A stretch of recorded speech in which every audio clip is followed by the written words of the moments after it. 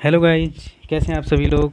तो गाइज, हम आपके लिए आज फिर इससे एक नया टॉपिक लेके आए हैं जो है Newton's law of motion, NLM.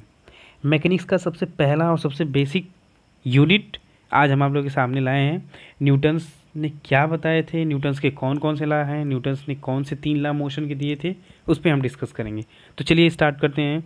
सबसे पहले हम डिस्कस करते हैं न्यूटन्स लॉ ऑफ मोशन में। न्यूटन्स लॉ ऑफ मोशन का मतलब ये कौन से लॉ है और कैसे स्टार्ट हुआ था। तो इन्होंने क्या किया कि Newton studied the ideas of Galileo regarding the motion of an object.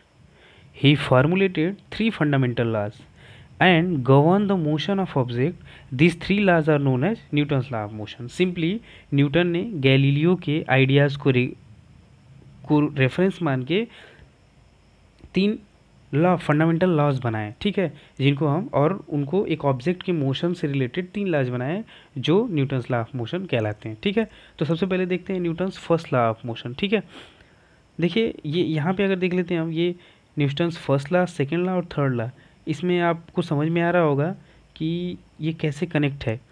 यहाँ पे देखिए ये फर्स्ट लॉ है, ये सेकेंड लॉ और ये थर्ड लॉ है। अभी देखिए आपको अभी फिगर देख के कुछ आइडिया लग रहा होगा, लेकिन एग्जैक्टली क्या है वो हम अभी डिस्कस करेंगे। ये देखिए ये क्या है, आपको पता चला आमने सामने है, ये एक्शन रिएक्शन है, लॉ ऑफ इनर्शिया बोलते हैं इसको, ये मास इनटू एक्सीलरेशन होता है। अभी चलिए वो डिस्कस करेंगे आगे, ठीक है। चलिए सबसे पहला स्टार्ट करते हैं Newton's first law of motion. ये क्या कहता है, देखिए कह रहा है कि any object remains in the state of rest or in motion or in uniform motion along a straight line until it is compelled to change the state by applying an external force. This is known as Newton's law of inertia or Newton's first law of motion. Simply यही बता रहा है कि अगर कोई body motion में है तो वो मोशन में ही रहना चाहेगी, या रेस्ट में है तो रेस्ट में ही रहना चाहेगी, जब तक कि कोई उस पर कोई एक्स्ट्रा फोर्स कंपेल ना किया जाए, कोई एक्सटर्नल फोर्स ना लगाया जाए। लॉ ऑफ इनर्शिया बोलते हैं। इसका एग्जाम्पल देखेंगे तो आपको ज़्यादा क्लियर होगा। देखिए जैसे आप कोई बाइक में हैं, कोई ट्रेन में है, कोई बस में बैठे हैं, और अगर बस अचानक रुक जाती है तो आप क्या हो जाते हैं, आप कुछ जर्क आता है ना। यहाँ पे देखिए जैसे ये साइकिल से जा रहे हैं, सामने धक्का आ गया तो उड़ गया। यानी कि इनर्शिया की वजह से जो बॉडी जिस स्टेट में रहती है वो उसी स्टेट में रहना चाहती है, लेकिन अगर आप उस पर एक्सटर्नल फोर्स लगाएंगे तो वो उसका अपोज करती है, जिसकी वजह से उस वो, क्योंकि उसमें जो हम एक्सटर्नल फोर्स लगाते हैं वो उसके जिस मोशन में, जिस पोजीशन में वो है उसको वो चेंज करना चाहती है, लेकिन जो पहले एग्जिस्टिंग स्टेट है वो चेंज नहीं होना देना चाहती है। इसीलिए यही न्यूटन्स का फर्स्ट लॉ है कि अपने जिस भी स्थिति में है कोई भी ऑब्जेक्ट वो उसी स्थिति में रहना चाहता है, ठीक है। चलिए आगे बढ़ते हैं। नेक्स्ट है Newton's second law of motion. देखते हैं ये क्या बोलते हैं कि the law of the second law of motion states that the rate of change of linear momentum of a body is directly proportional to the external force applied on the body, and this change takes place always in the direction of applied force. Simply बता रहा है कि force is the product of mass and acceleration. देखिए यहाँ पे क्या बता रहा है, मोमेंटम क्या होता है, मास इंटू वेलोसिटी। तो जो फोर्स होता है वो rate of change of momentum, rate of change of momentum. अच्छा यहाँ पे आप देखे होंगे F = ma, ये न्यूटन का सेकेंड लॉ ऑफ मोशन, ठीक है। आगे देखते हैं, ये देखिए।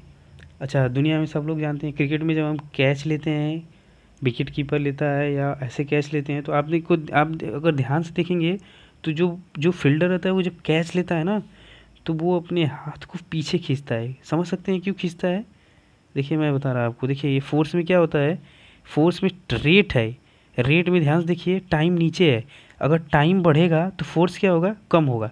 और यहाँ पे देखिए ये कैच कहाँ पे आना चाहिए था उसके हाथ में, यहीं पे, लेकिन ये हाथ में पूरा बॉल पूरा सेट होते होते देखिए आपको इतना टाइम बढ़ गया, तो dt बढ़ गया, चेंज इन टाइम बढ़ गया उसको रेस्ट में आने तक।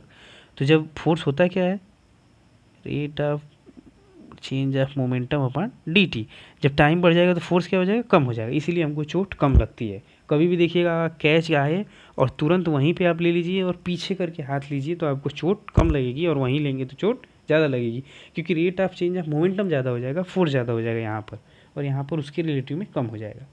तो पढ़ने का कुछ यूज करिए, अगर क्रिकेट खेलते हैं तो आप उसको ध्यान दीजिएगा। देखिए यहाँ पे फोर्स है, लगा रहा है ये बंदा, यहाँ पे एक्सीलरेशन है, ये मास पे, ये बॉडी है, इस पर फोर्स लगा रहा है तो इसका एक्सीलरेट हो रहा है। ये है हमारा सेकेंड लॉ ऑफ मोशन, ठीक है।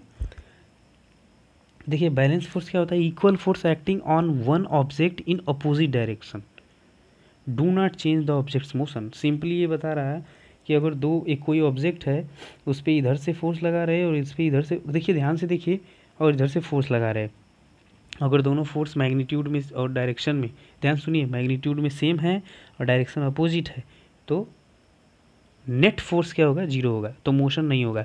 ध्यान से सुनिए, मोशन कभी भी फोर्स से नहीं होता है, ध्यान सुनिए, मोशन कभी भी फोर्स से नहीं होता है, मोशन हमेशा किससे होता है, नेट फोर्स से, नेट फोर्स से। एक छोटी सी मैं आपको सबसे इंटरेस्टिंग बात बताऊं, अगर मैं दीवार पे फोर्स लगाऊं तो दीवार भी मुझ पर फोर्स लगाएगी।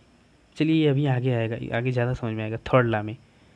देखिए थर्ड लॉ आ गया, Newton's third law of motion क्या कहता है, whenever an object exerts a force on another object, the second object exerts an equal and opposite force on the first object. Simply, for every action there is equal and opposite reaction. Her action के respect में हमेशा equal और opposite reaction होता है।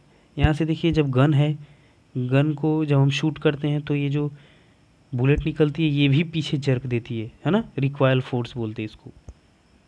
ये देखिए, जब हम आगे बढ़ते हैं, जब हम चलते हैं तो हम फ्लोर को इधर प्रेस करते हैं, फ्लोर हमको आगे प्रेस करती है, तो ये फोर्स फ्रिक्शनल फोर्स हो जाता है, इसकी वजह से हम चल पाते हैं। ये देखिए, नाव से जब हम उतरते हैं तो आप समझ में आएगा, जब आप आगे बढ़ते हैं तो उसको पीछे पुश करते हैं। उसी तरह जब मैं अभी आपसे डिस्कस कर रहा था, ये देखिए, action of air rashes down, यहाँ पे बैलून गोज अप, मतलब जो रॉकेट वगैरह, या यहाँ पे देखिए बैलून की जो बात हो रही है, जब बैलून अप जाता है तो नीचे ये एयर्स को रश करता है, पुश करता है ना। अच्छा, तो मैं डिस्कस कर रहा था आपको कि वॉल वाला, कि every action has equal and opposite reaction. अगर आप वॉल पे कुछ फोर्स लगाए तो वॉल भी आप पे फोर्स लगाएगी। तो बताइए सबसे पहले कौन फोर्स लगाया? आपको लग रहा होगा कि मैं लगाया तभी वो लगाई, या कई लोग बोलेंगे वो लगाया, या कई लोग बोलेंगे साथ लगाया, मतलब कन्फ्यूज़न है। तो मैं बताता आपको, देखिए दोनों लोगों ने साथ फोर्स लगाया। मैं बताया कि अगर मैं दीवार में फोर्स लगाया, दीवार में मोशन नहीं हुआ, मतलब उसमें नेट फोर्स जीरो है, यानी जितना मैं लगाया उतना ही वो लगा दिया।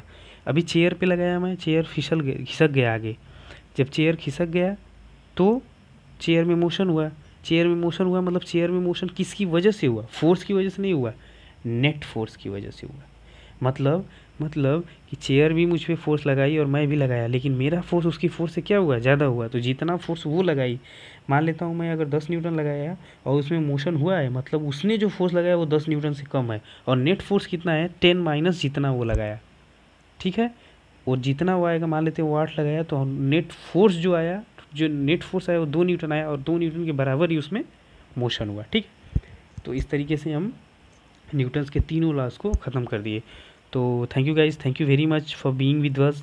एंड गाइज़, अगर आपने कुछ सीखा हो तो इस चैनल को सब्सक्राइब करिए, साथ में एक बेल होगा, बेल आइकन को दबाइए, ताकि आपको जो ही हमारी वीडियोज़ आएंगी आपको नोटिफिकेशन मिल जाएगा।